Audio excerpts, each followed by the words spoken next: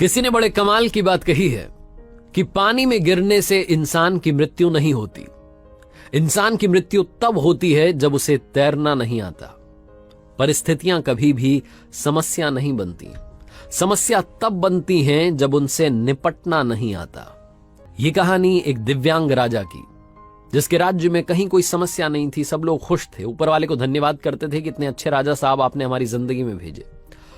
वो राजा दिव्यांग था, उसकी एक आंख नहीं थी, एक पैर नहीं था, लेकिन राजा को इस बात का कोई मलाल नहीं था। एक दिन राजा अपने महल की गैलरी में घूम रहा था, उस गलियारे में घूम रहा था और पोर्ट्रेट्स देख रहा था। जो शानदार पेंटिंग्स लगी थी उनको देख रहा था। वो जो शानदार पेंटिंग्स थी वो उसके पूर्वजों की थी, उसके पिताजी की, उनके पिताजी की, उनके पिताजी की।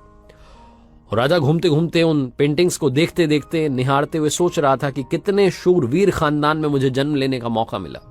ऊपर वाले का धन्यवाद है, मेरे पिताजी इतने शूरवीर थे, उनके पिताजी इतने शूरवीर थे।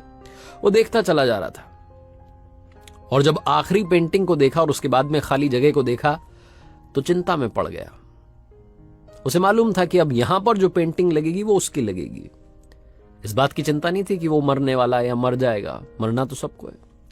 चिंता इस बात की थी कि वहां जो पेंटिंग लगेगी वो कैसी लगेगी। राजा सोचने लगा कि मेरी एक आंख नहीं है, एक पैर नहीं है, इस गलियारे में इतनी शानदार पेंटिंग्स लगी हैं, मेरी वाली सबसे खराब लगेगी, सबसे भद्दी लगेगी। उसके अंदर ही अंदर चिंता होने लगी। तो राजा ने सोचा कि मेरे मरने के बाद में ना जाने कैसी पेंटिंग बने। एक काम करता हूं, मैं जिंदा हूं, इसी बीच में एक शानदार सी पेंटिंग बनवाता हूं ताकि कम से कम ये तो सुकून रहे कि मेरी अच्छी पेंटिंग यहां लगेगी। तो उस राज्य में ऐलान करवा दिया गया, पेंटर्स को न्योता दिया गया कि आप आइए और राजा साहब की तस्वीर बनाइए, शानदार तस्वीर बनाएंगे, शानदार इनाम मिलेगा। पेंटर्स आए, उन्हें मालूम था कि शानदार बनेगी तो शानदार इनाम मिलेगा, लेकिन शानदार बनेगी कैसे? राजा की एक आंख नहीं है, एक पैर नहीं है, ऐसे राजा की क्या तस्वीर बनेगी? और पेंटर सोच रहे थे कि इनाम की बात छोड़िए, अगर खराब बन गई, राजा गुस्सा हो गया तो सजा मिलेगी। इसलिए बड़े बड़े चित्रकार भी आगे नहीं आए, हानि भरी। तभी एक लड़का था, उसने बोला कि राजा साहब मैं आपकी पेंटिंग बनाना चाहता हूं, मुझे 24 घंटे का वक्त दीजिए।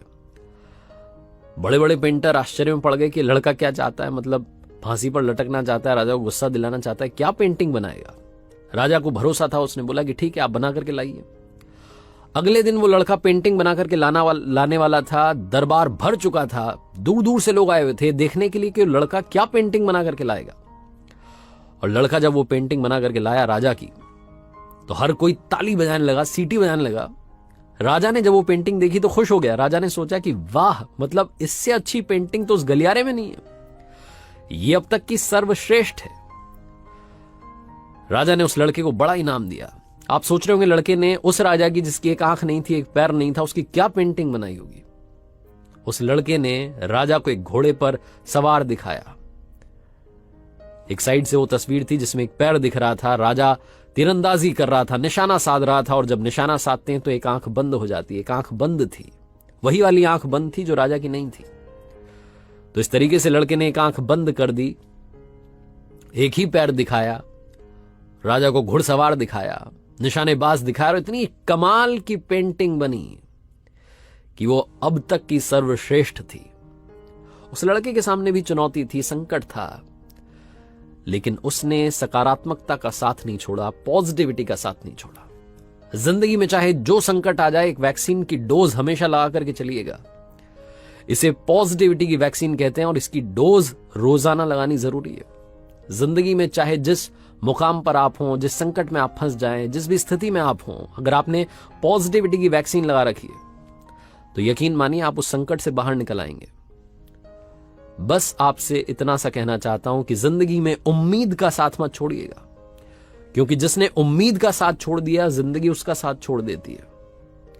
हर पल सकारात्मक रहिए, खुश रहिए, प्रसन्न रहिए, ऊपर वाले के आशीर्वाद के साथ, अपनों के प्यार के साथ और अपनी अच्छी और सच्ची मेहनत के साथ कर दिखाओ कुछ ऐसा कि दुनिया करना चाहे आपके जैसा। याद रखिए, हर सोमवार सुबह 9:30 बजे मेरे साथ देखिए मेरे सोशल मीडिया हैंडल्स पर एक नई कहानी।